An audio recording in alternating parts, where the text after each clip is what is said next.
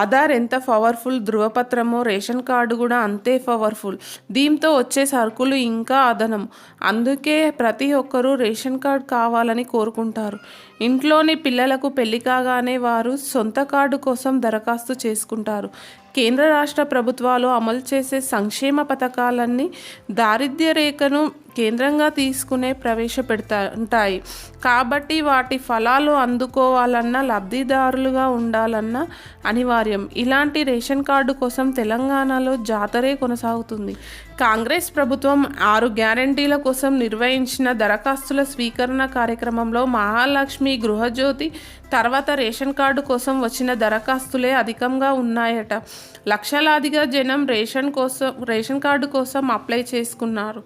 అయితే కొత్త రేషన్ కార్డుదారుల సంగతిని ప్రభుత్వం పరిశీలిస్తుంది. అర్హత ఉన్న వారికి కార్డులు మంజూరు చేసింది. కానీ పాత రేషన్ కార్డుదారులకే ఇంకా కేవైసీ పని మిగిలి ఉంది. గత బీఆర్ఎస్ ప్రభుత్వ హయాంలోనే రేషన్ కార్డుదారులు కేవైసీ నమోదు చేసే కార్యక్రమం మొదలుపెట్టిన సంగతి తెలిసిందే. గడిచిన 2 నెలలుగా ఈ కార్యక్రమం కొనసాగుతుంది. అయితే ఇప్పటికీ 60% మాత్రమే కేవైసీ పూర్తయినట్టు సమాచారం. ఇంకా గడువు ఉంది కదా అని కొందరు లైట్ తీసుకుంటుండగా ఆధార్ అప్డేట్ సమస్యలతో చాలామంది కేవైసీ పూర్తి చేసుకోలేకపోతున్నారు. రేషన్ కేంద్రాల్లో చాలామంది కేవైసీ పూర్తి కావట్లేదు. దీనికి ఆధార్ అప్డేట్ చేసుకోకపోవడమే కారణమని డీలర్లు చెప్తున్నారు. దీంతో జనాలు ఆధార్ కేంద్రాలకు పరుగులు తీస్తున్నారు.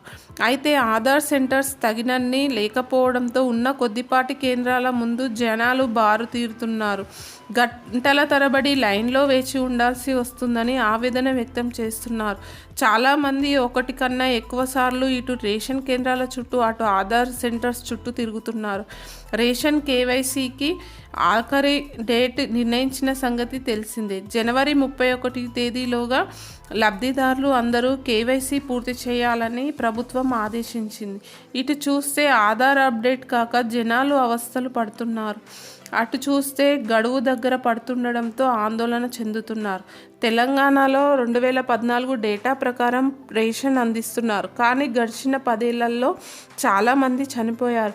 అమ్మాయిలు పెళ్ళిళ్ళు చేసుకుని వెళ్ళిపోయారు. అబ్బాయిలు కూడా కొత్త కాపురాలు పెట్టారు. ఇన్ని మార్పులు జరిగినప్పటికీ రేషన్ పంపిణీ యథావిధిగా జరుగుతుంది. దీంతో అవకతవకలు జరుగుతున్నాయని ప్రభుత్వం భావిస్తుంది. అందుకే అసలైన లబ్ధిదారులను గుర్తించేందుకే కేవైసీ చేయిస్తుంది. అయితే ఒకవేళ కేవైసీ చేయకపోతే రేషన్ కార్డులో పేరు తొలగించే అవకాశాలే ఎక్కువగా ఉన్నాయని సమాచారం. మళ్ళీ తిరిగి పేరు చేర్చడం అన్నది అసాధ్యం కాకపోయినా అదో పెద్ద ప్రయాస అని మాత్రం చెప్పుకోవచ్చు. దీనికోసం కార్యాలయాల చుట్టూ తిరగాల్సి రావచ్చు. ఈ పని ఎప్పుడు పూర్తవుతుందో తెలియదు. అప్పటి వరకు రేషన్ జాబితాలో పేరు ఉండదు. రేషన్ బియ్యం రాకపోవడమే కాకుండా ఇతర ప్రభుత్వ పథకాలకు అర్హత సాధించే విషయంలో ఇబ్బందులు ఎదురవుతాయి. కాబట్టి గడువులోగా కేవైసీ పూర్తి చేయించుకోవడమే మంచిదని అధికారులు సూచిస్తున్నారు.